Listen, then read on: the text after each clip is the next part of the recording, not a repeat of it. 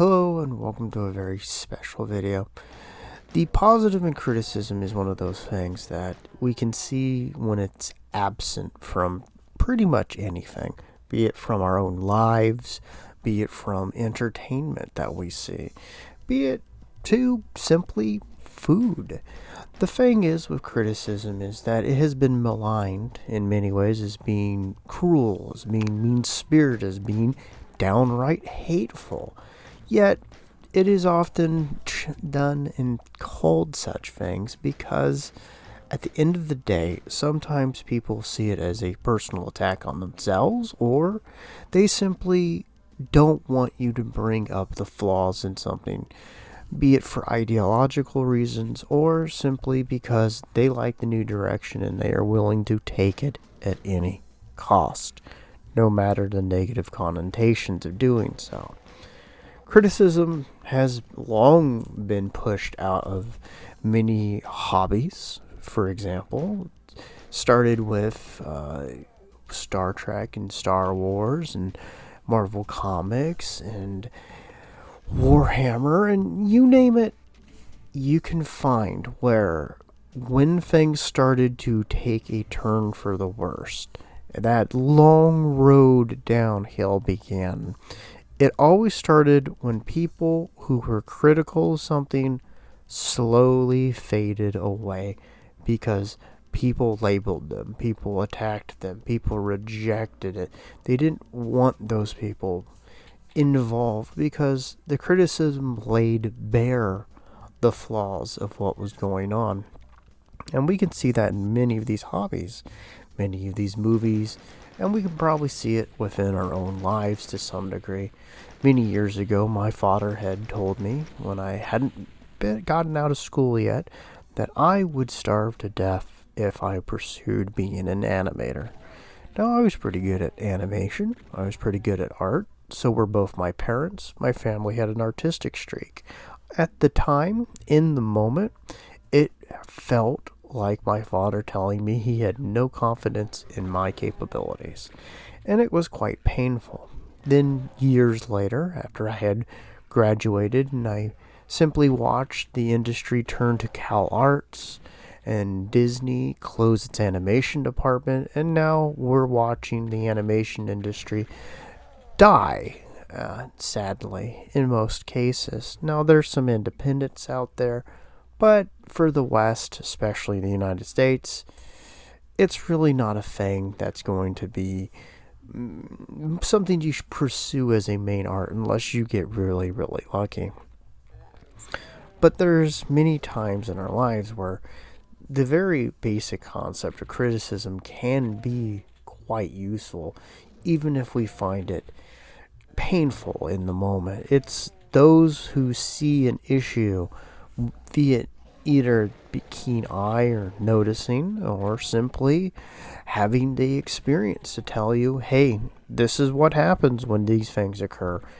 It's a good idea for us to take them all with a grain of salt. We shouldn't believe every doomsayer, but we shouldn't brush off every casual criticism as some kind of cruel and or hateful act.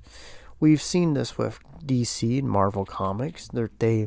The fact that they've run off most of their actual talent, that they've now devolved into constant relaunches, into turning themselves into a collector's market, for removing themselves from gas stations and 7-Elevens while running hackneyed gimmicked stories that are more meant to spur sales in the moment than to maintain readers or to really keep the business going other than just letting people coast to their retirements. Damn the industry in the future.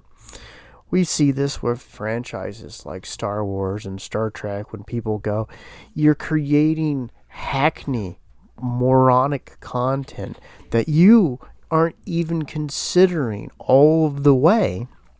You're simply making things up and throwing things at the wall, and you need to bring it back in.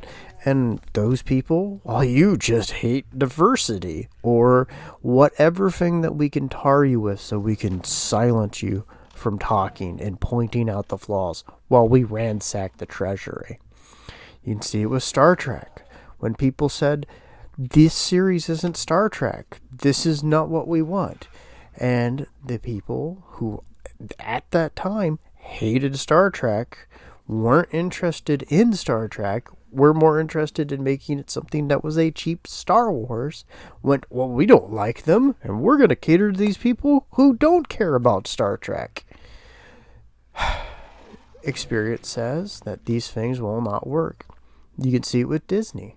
People criticize Disney for becoming political, for dipping its toes into all of these nonsensical things, for ignoring the family market, for spurring children's entertainment, for effectively diving in head first after what they call Disney adults, for going after childless nobodies who in the moment are going to spend a lot of money, but they're not going to produce people who are going to long term be invested in that company. It was a bad strategy. It wasn't good for the company. It wasn't good for the market. And it lost Disney a cash in with a whole generation that it's not really going to be able to reclaim. They have to use nostalgia. They've been doing it for over a decade with their live action remakes. While people are sitting there going, you need to make new things so that today can be remembered as the good old times. Not when I was a child, my grandchild, that was when the good old days were here. They're gone now, but look at how cool it was when I was a kid. This is what I'm saying, is that most of these things have removed criticism, the ability for people to point out the direction is bad, the ability for people to say, I'm not sure that's a good idea, so that individuals could simply continue down a path to change everything. In short, it's like giving someone the keys to your car and going, hey, don't drive it over 60. Don't ding it up. And the person turning around at you and going, how dare you tell me how fast to drive? How dare you tell me not to put some dings in your car? And then when they return the car, they've pulled the engine, sold the tires, and they're sitting there going, I don't want to hear your criticism, bigot. Those things, the car is better now than it was ever before. You're dealing with people who have bad motives to begin with, who are using the concepts of a corrective measure, in this case, criticism, as something to demonize those who are pointing out the misdeeds and mishandling of themselves. You have it as a cover for people who jump from business to business. CEOs who go from one business they know nothing about to another business they know nothing about, going, how dare you criticize me? How dare you criticize me for whatever shade I am, or whatever stupid sexuality or identifier I have at the moment that I'm going to use to browbeat you, while I use that as a shield for my own actions, instead of owning up to what I'm doing and potentially fixing it and going a better direction. The absence of criticism is effectively dooming yourself to eventual failure, to making bad decisions, to going down paths that you never needed to go through, never needed to have to suffer, and having to deal with those long-term effects because you didn't want to hear something that made you feel bad in the moment. Criticism is positive in that it can help prevent bad choices, even if we don't like it. It can make you stop and think for a moment. It can make you consider the world around you, the people around you, and what's best for you. And it's positive in so much that so much of the media has disconnected itself from its own fans, from the world around it, and from any other effect that they make, and effectively going, look, it's no one's fault, these things magically happen. And that's just not how the world works. So, criticism in and of itself is not a negative action.